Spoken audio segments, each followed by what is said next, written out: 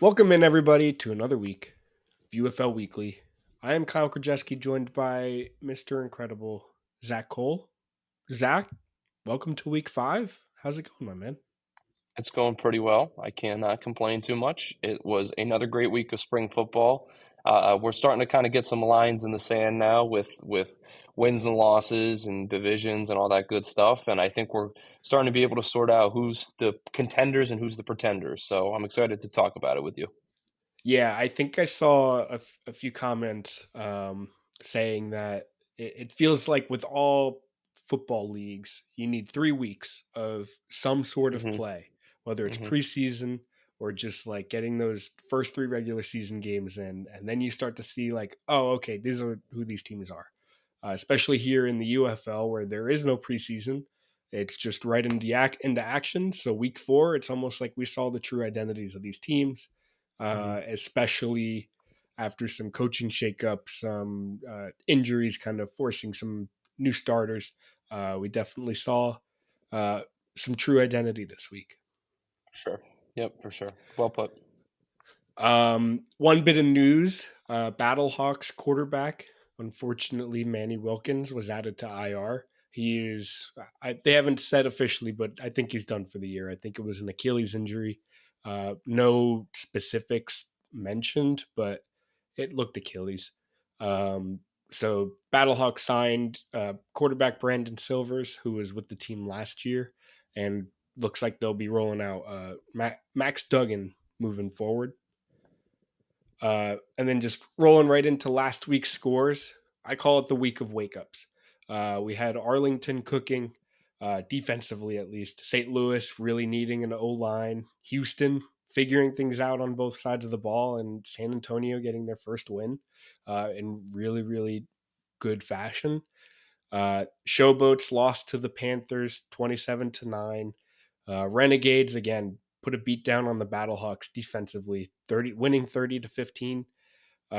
Birmingham Stallions came away with a late win against the Roughnecks 23-16, and the San Antonio Brahmas beat the undefeated at the time DC Defenders 24-18 to wrap up the weekend on Easter Sunday, and that was a fantastic game to wrap up the weekend. hmm Definitely, yeah. There was a lot of highlights this weekend. I think you can Yeah. kind of just from the scores you rattled off there, the scoring has kind of ticked up a little bit. We're starting to see some more Yep. competition, some more higher level games. Only the showboats were under 10 points this week, which is overall I would say a pretty healthy sign for the league as a whole. And like you mentioned, Kyle, we really got a great game to end off the weekend with the Brahmas and the Defenders.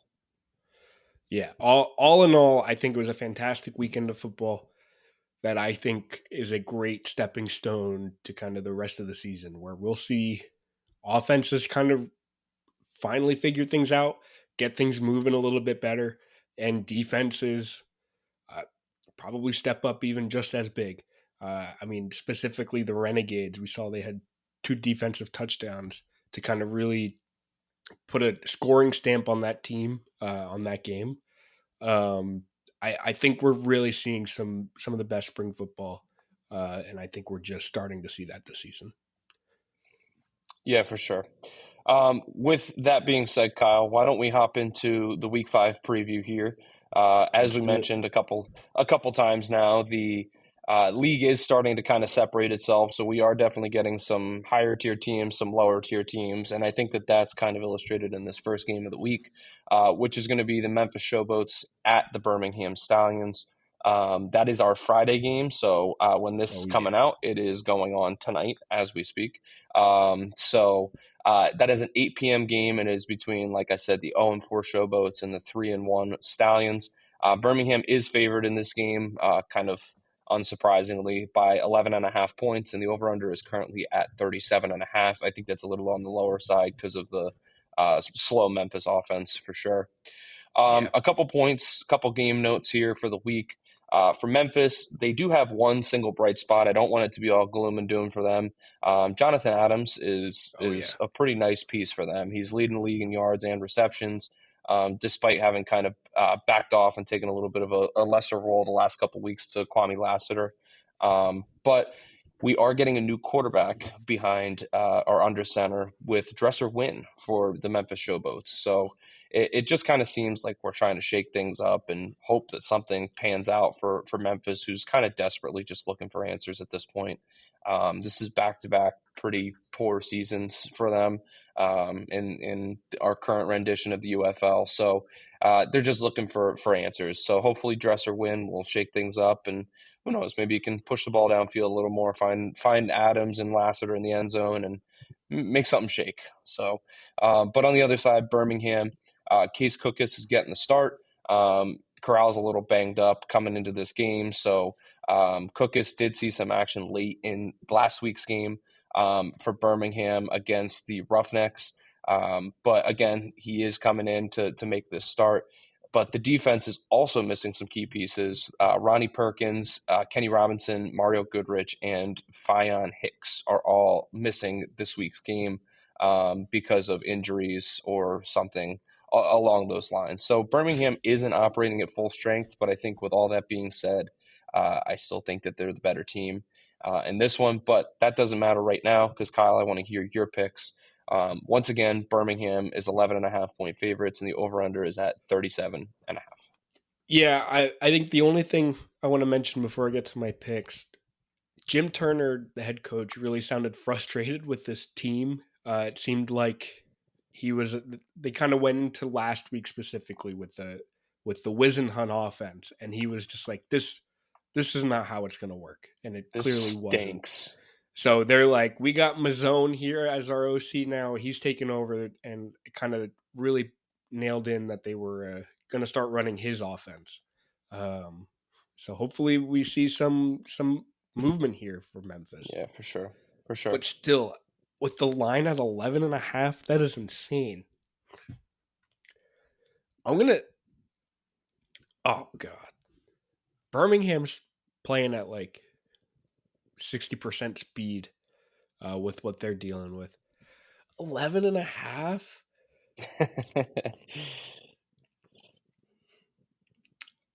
Give me Memphis plus 11.5. I feel like 11.5 is insane. Do I think that Birmingham could win by 12? Yes, I do. But I'm gonna take the plus here. So give me Memphis plus 11.5. Okay. Give me the under though. I think that's really the key piece here. I think it stays under, and because of that, I think it stays closer than 12 points. Jesus. Yeah, 12's a hefty margin here. However, I'm taking it. I'm going to go Ooh. Birmingham minus 11.5. I think that despite Dresser Wynn being a new face in there, I think they're just maybe trying to put lipstick on a pig at this point, and it just is what it is. It's not a very good offense. So I'm going to go minus 11.5 for Birmingham, and I'm going to also go with you on the under here, Kyle. I don't think that Memphis is built to score many points, and I think for that reason, 37.5 is pretty high. So I'll stay under.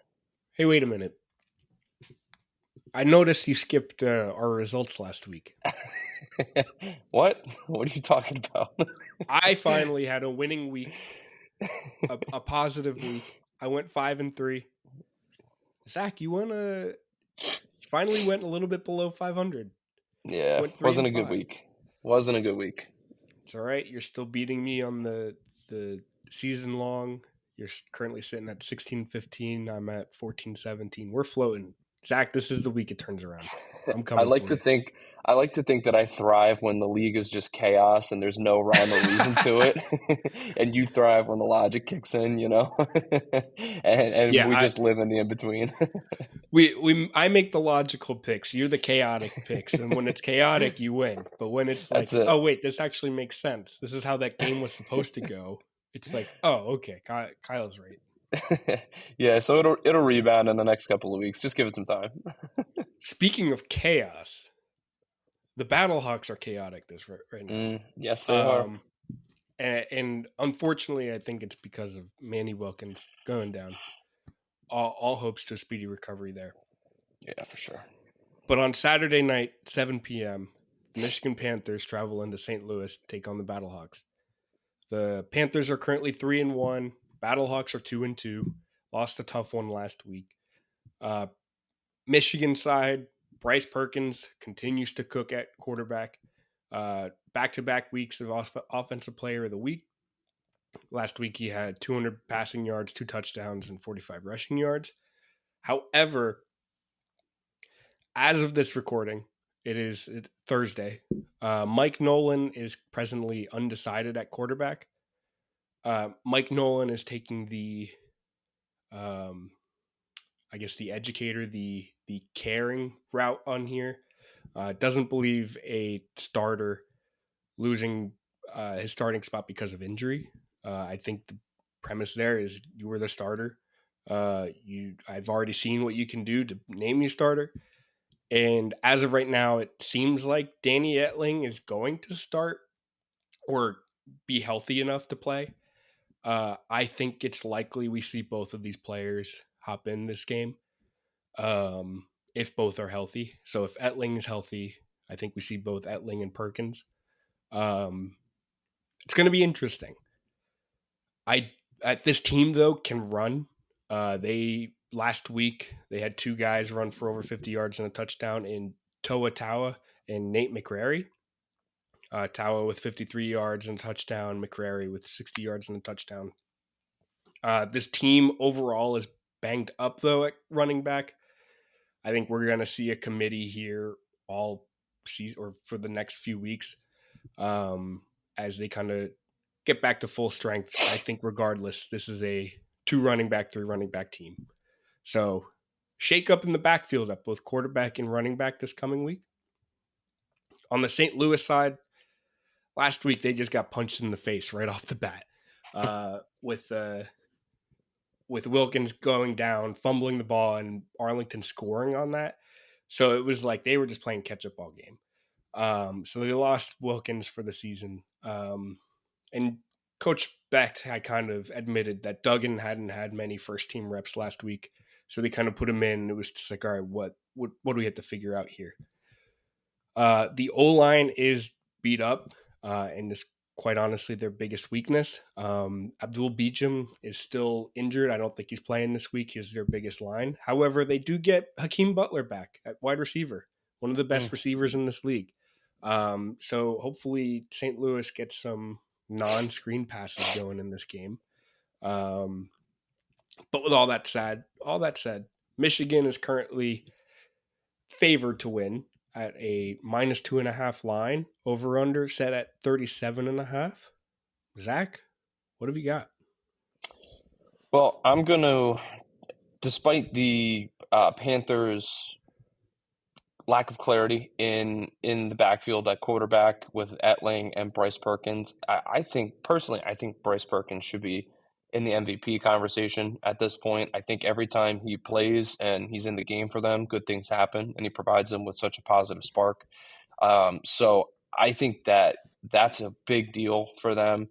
And I think that St. Louis losing Manny Wilkins is a big deal. I think Max Duggan is okay, and I think he'll be fine.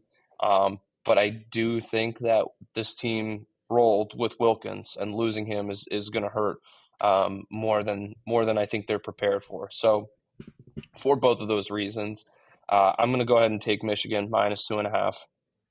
Despite being in the Battle Dome, I think that Michigan seems to be putting it together and figuring it out. We talked about their defense last week. They put on an offensive show this week, putting up 27 on the poor showboats, but still 27 points is 27 points. So I think that Michigan -2.5 is going to be my pick here.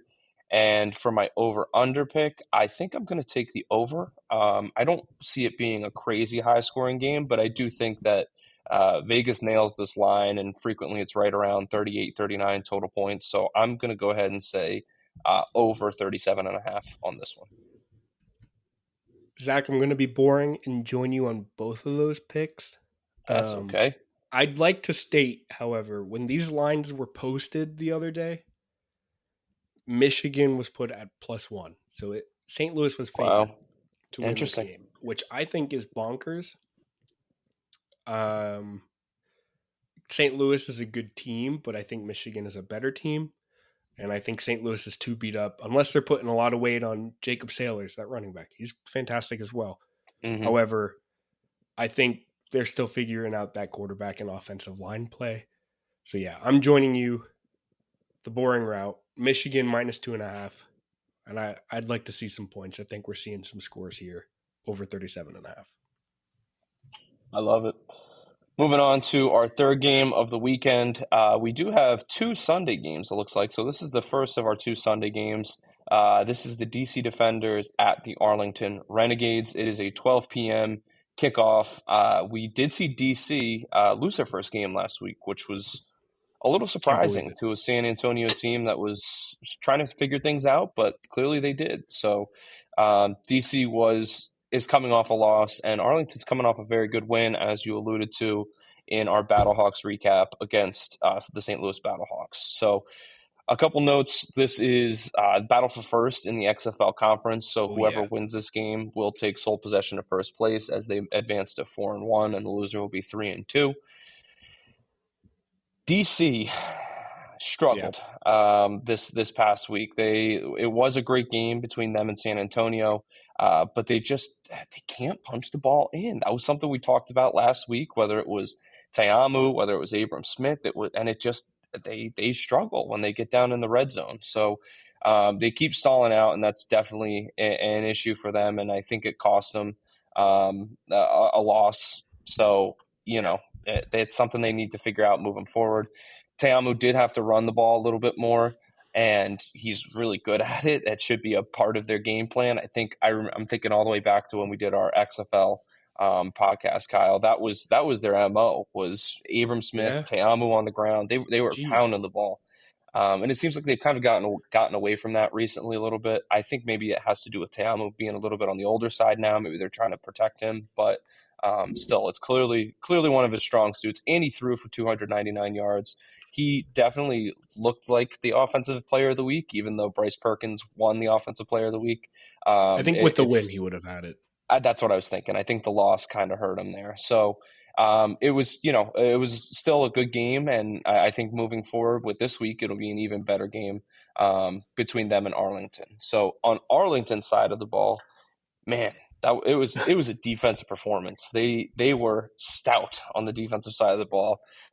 6 sacks, 7 tackles for loss, 2 defensive touchdowns, which kind of segues me into the next point. But I don't want to overlook there was also a 102-yard pick six to stop a potential game-winning, game-tying Yeah. score from Gene Harris, who was the defensive player of the week. But anyhow, going back to those defensive touchdowns, that means the offense didn't score a whole lot in this game, and that's kind of the key point with Arlington right now. They have a big fat asterisk right next to their name because they're still trying to figure out what's going on the offensive side of the ball. And we know Luis Perez is a good quarterback. We know that this offense has potential to be one of the top offenses in the league. I mean, running the ball, Kalen Balaj is second in rushing yards. Hunter is fourth or fifth or sixth in rushing yards too. Like they've got dudes, but they just can't seem to figure out how to get it going and get on the same page. So if they can figure out that chemistry, they're going to be in business since this defense seems to be for real. So with all that being said, we've got a great matchup on this Sunday early afternoon slate here. Arlington is favored by 3.5 points, which is a little surprising to me, but the over-under is set at 39.5. I want to hear your takes on it, Kyle. Yeah, 3.5 is kind of insane, but I think DC missing Ty Scott hurts them, Mm-hmm. continues to. Give me DC. Maybe it's the homer in me. Give me DC plus 3.5. Maybe they lose by 3. Maybe they lose by 2. I think 3.5 is absurd between 2, 3-1 teams. So yeah, I'm taking DC plus 3.5. Give me the under though. 39.5 is high. Is that the highest on the Mm-hmm. slate? Yeah. Between two defensive, Yeah. unless this is all defensive scoring, I don't see this really jumping up over 40. That'd be an interesting game though. Don't think I'm not rooting for that. But I think this is a defensive matchup between two offenses that have some limitations. So give me DC plus 3.5 and the under. I'm going to go opposite of you on my spread pick here. I'm going to go Arlington minus 3.5. It scares me too. It scares me too, and I feel like this is a chaos pick, Kyle. That's what I'm calling this one. I'm officially stamping it as a Deal. chaos I'm in. pick. But I'm going to follow suit with you on the under in this one. We've touted these two defenses for the last couple weeks. We've praised them. We've talked about how great they are, and I think it would just be foolish to just expect it to just be an offensive shootout out of the blue. I'm not saying it can't happen because this is the XFL, or I'm sorry, the UFL, and sometimes it's weird. It happens, but I do expect this to be a generally lower scoring game between two good defenses. Love it. Final game on the block here. Houston Roughnecks versus the San Antonio Brahmas Sunday at 3 p.m. Both teams are 1-3, both recently getting their first wins. This is they may be sitting at 1-3, but I think this is two teams that are, to me, turning things around. We saw San Antonio get their first win last week. We saw Houston 2 weeks ago get their first win, but last week put up a really good fight against Birmingham and kind of find their identity, especially with Jalen McClendon now at quarterback. So Mm-hmm. Houston, they're rolling with Jalen McClendon after having a really good week last week, after being thrust into action kind of early into that game. Had 300 or 236 passing yards, a rushing touchdown. Dude has a cannon. And then head coach CJ Johnson says they need to run the ball a little bit better. So hopefully being able to air it out allows them to be able to run it, because McClendon led the team last week with 17 rushing yards. So I think we'll see a little bit more running action here from Houston. I don't know how successful it'll be, but I think they're really trying to get that to run effectively to get the pass game, but maybe the pass game working effectively helps the run game. On the Brahma side, Peyton Party stepping in second week as head coach, but first week officially as interim head coach, stepped in and came away with a really good performance, getting their first win. I'd like to shout out Matthew Sexton, returning a punt, earning the special teams player of the week to help give the team a 12-0 boost early in that game in the first quarter and kind of keeping that lead throughout the game. This offensive line is my MVP, though, for this team. They kept a DC team that leads the league in sacks out of the backfield, giving up no sacks. And against DC, that is huge. And that was kind of really what helped them stay ahead of them. So this is, I think that's a large part of their identity, allowing the passing game, the run game to work effectively. I'd like to especially shout out running back Anthony McFarland, kind of being the guy there.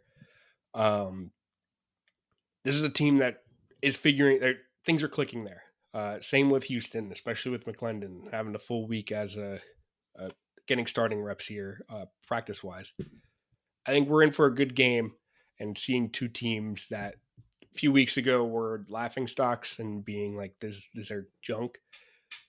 These two teams are really turning it around, and I'm happy for them. So with that, San Antonio is favored at -3.5. Over under set to 38.5. Zach, what you got this week? I've been going back. I've been waffling on this one. I've been going back and forth, back and forth.